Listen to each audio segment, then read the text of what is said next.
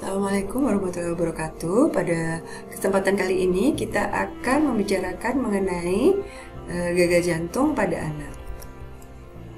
Berikut adalah yang akan kita bicarakan pada presentasi kali ini. Yang pertama mengenai epidemiologi dan etiologi dari gagal jantung, definisi dan patofisiologi, manifestasi klinis, terus kemudian bagaimana mendiagnosis gagal jantung, serta tata laksana dan follow up secara komprehensif dari gagal jantung. Berikut adalah epidemiologi dari gagal jantung. Penyakit jantung bawaan sendiri sudah diketahui adalah 8-10 per 1000 kelahiran hidup. Kemudian kalau dari kardiomiopati memang sangat sedikit. Ini di UK dan di Nigeria. Prevalensi gagal jantung pada anak itu memang secara keseluruhan belum diketahui secara pasti. Namun yang terbanyak disebabkan oleh penyakit jantung bawaan. Diperkirakan 15-20% pada PJB itu terjadi gagal jantung. Sisanya sebesar 40% kardiomiopati yang menyebabkan gagal jantung. Seperti telah diketahui bahwa penyakit jantung bawaan, gagal jantung kongestif itu adalah kegagalan dari jantung memompa untuk kebutuhan seluruh tubuh. Ya. Kemudian ada beberapa definisi, misalnya dari National Heart, Lung and Blood Institute. Ini juga tentang abnormalitas dari fungsi jantung, kegagalan untuk memompa untuk memenuhi kebutuhan dari metabolisme jaringan. Yang paling penting yang harus kita ketahui adalah persamaan ini, cardiac output adalah heart rate kali stroke volume.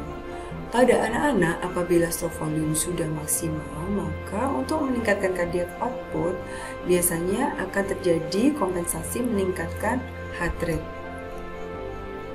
Berikut tentang fungsi dari ventrikel, determinannya apa saja: preload beban diastolik, afterload beban sistolik, kontraksi, dan rate. Untuk patofisiologi gagal jantung sendiri, apabila kita lihat dari penurunan suatu cardiac output pada anak dengan gagal jantung, ya akan terjadi stimulasi dari penurunan dari baroreseptor, sehingga terjadi aktivasi dari sympathetic nervous system. Dia akan meningkatkan heart rate dan meningkatkan kontraksi dari jantung. Namun kalau dibiarkan akan menyebabkan cardiac toxicity, ya, myocardial toxicity.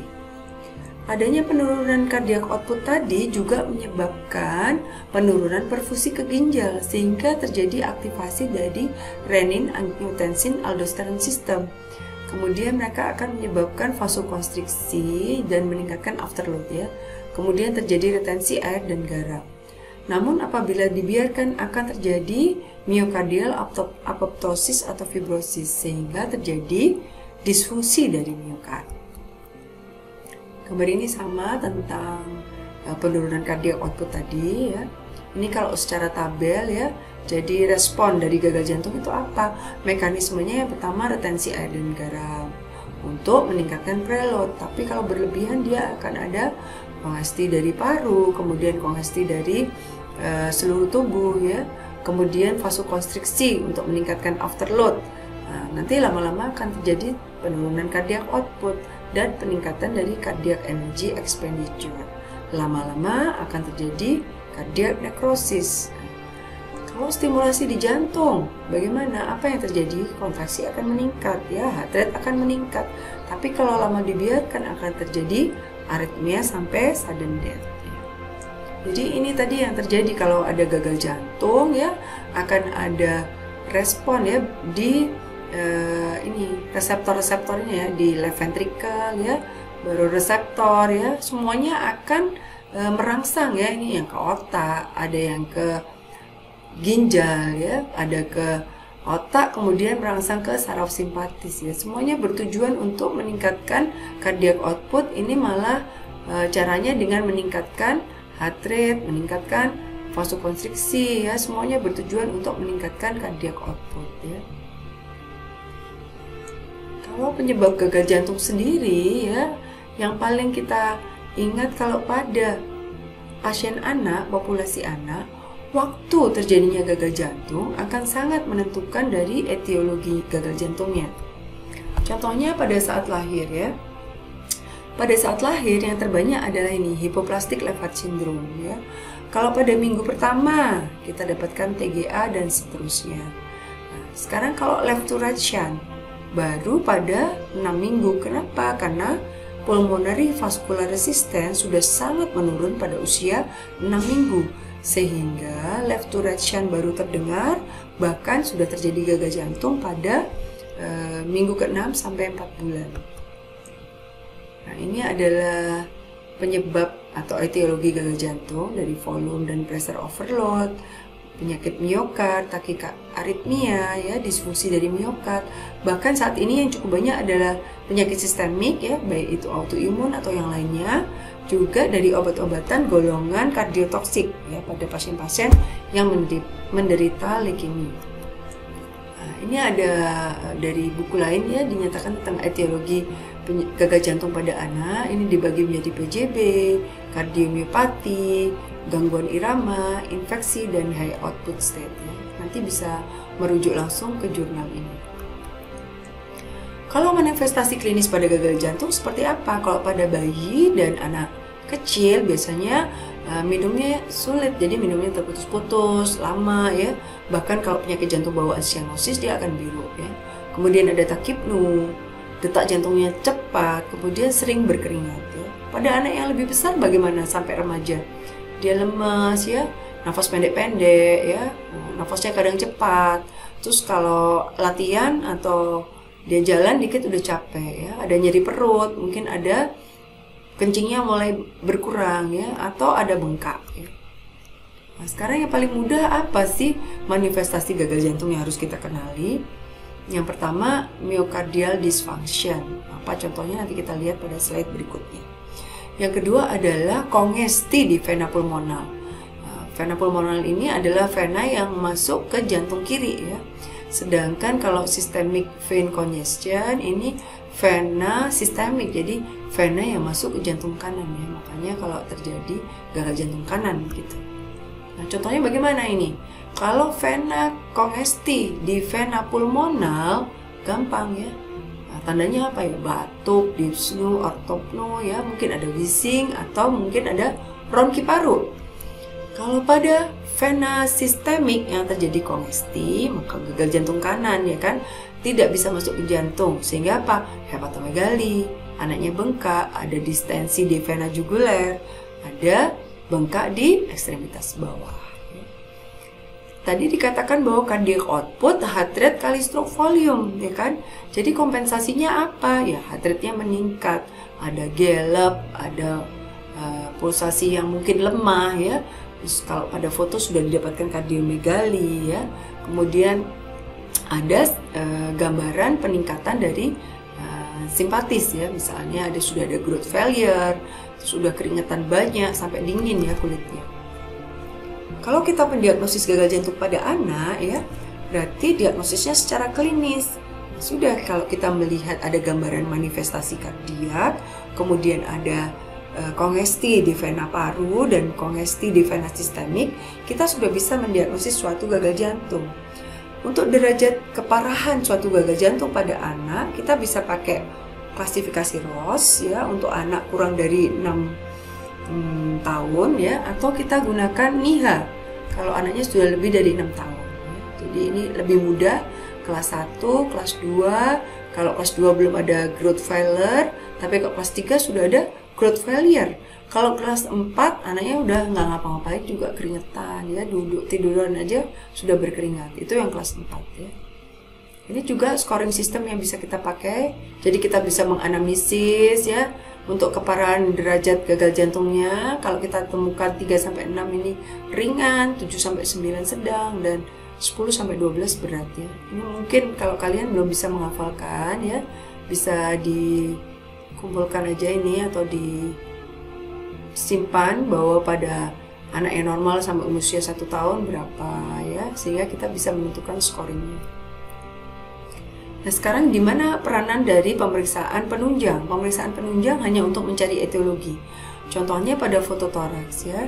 Ini untuk mencari etiologinya. Kalau dia kardiomegali lebih dari 50% pada dewasa itu kardiomegali ya. Kalau pada anak lebih dari 55%, kalau pada bayi lebih dari 60%.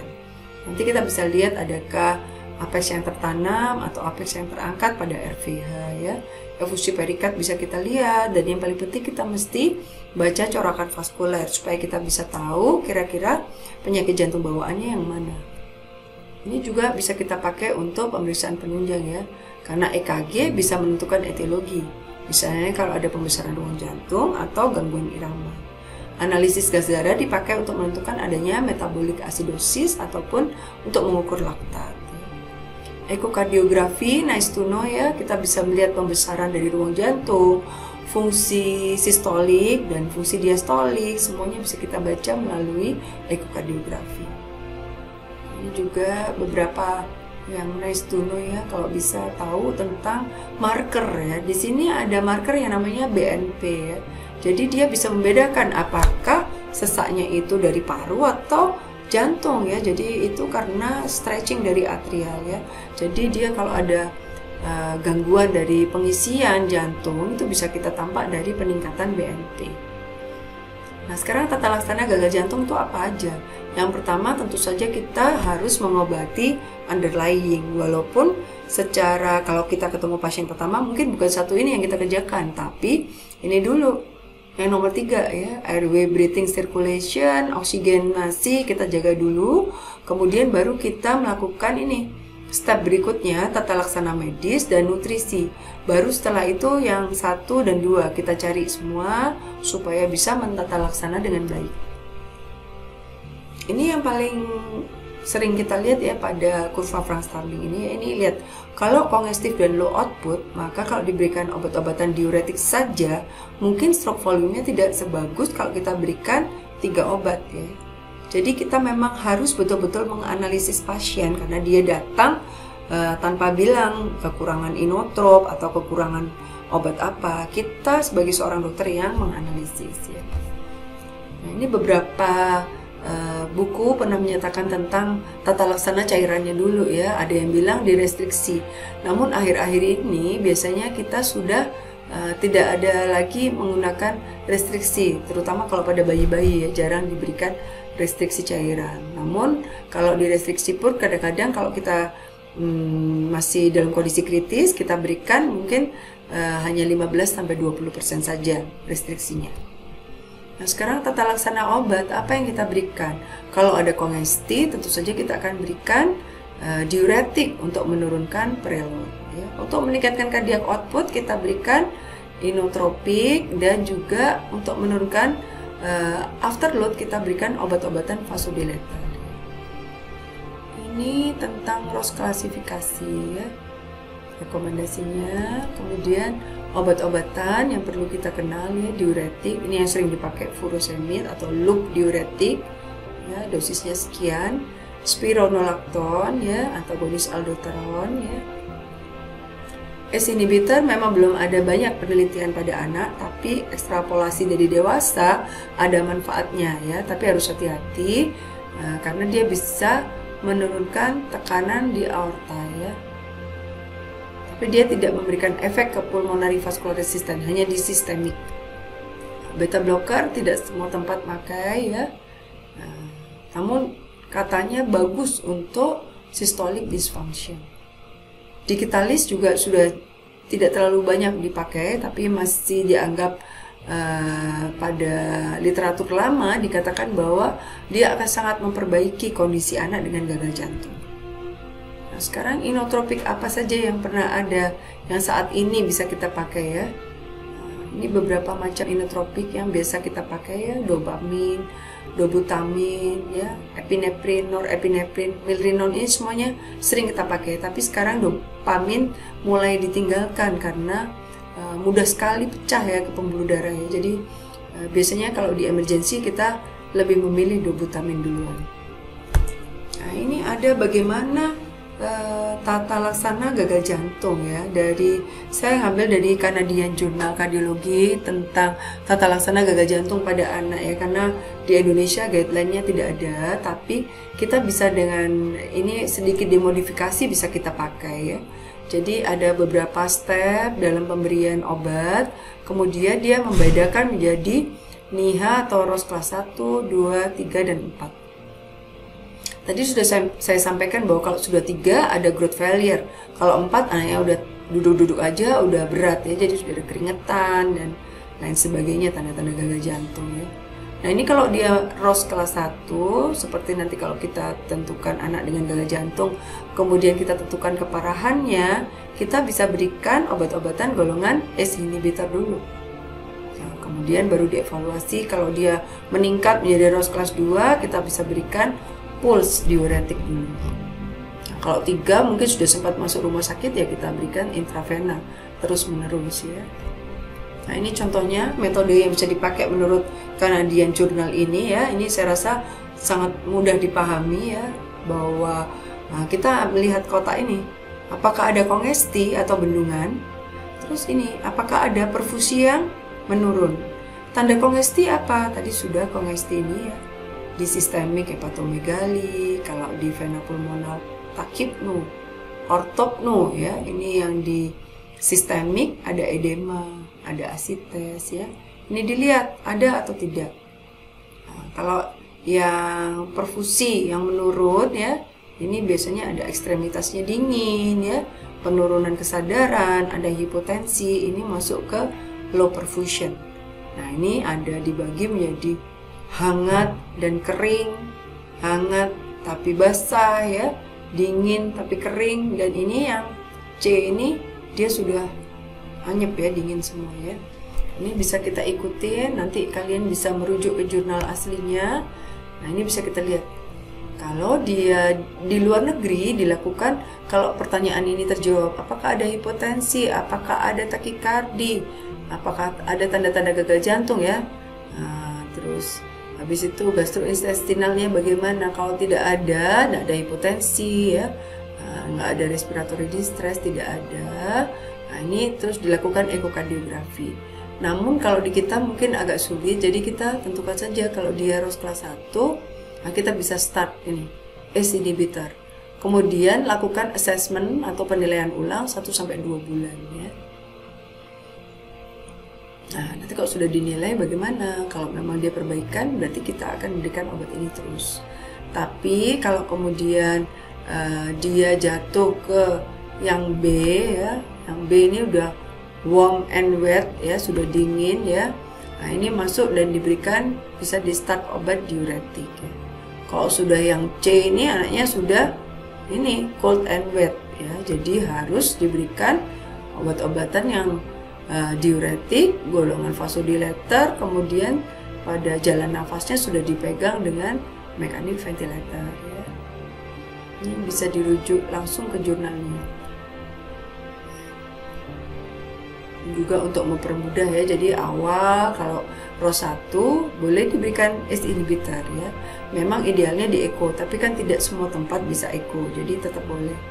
Nah, kemudian NIHA 2 bisa kita berikan pulse diuretik atau beta blocker, tergantung indikasinya ya. Kalau sudah moderate mungkin ya ini diuretiknya jadi continuous ya, jadi terus menerus diberikan. Ini adalah beberapa obat-obatan oral gagal jantung beserta dosisnya, nanti bisa dibaca.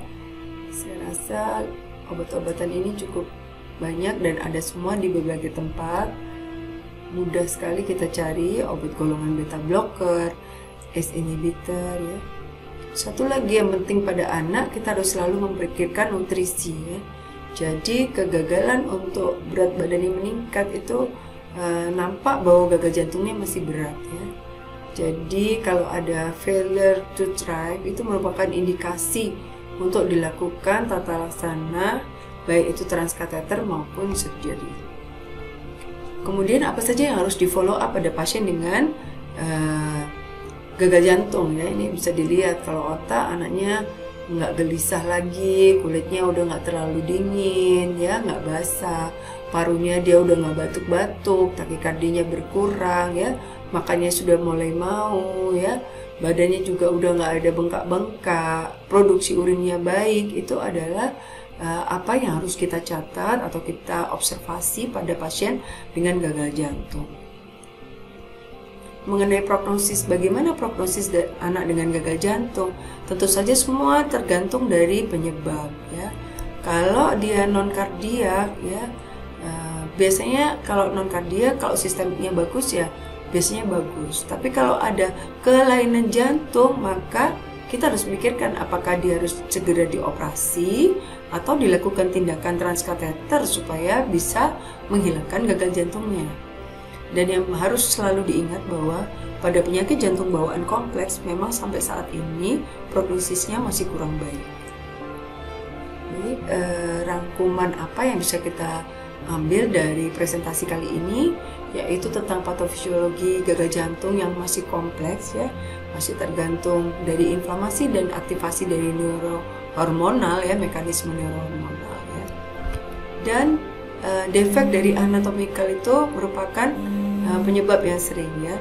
Tata laksana terdiri dari kita harus memperbaiki penyakit penyerta, tata laksana suportif, tata laksana medis, dan nutrisi. Demikian presentasi dari saya. Terima kasih.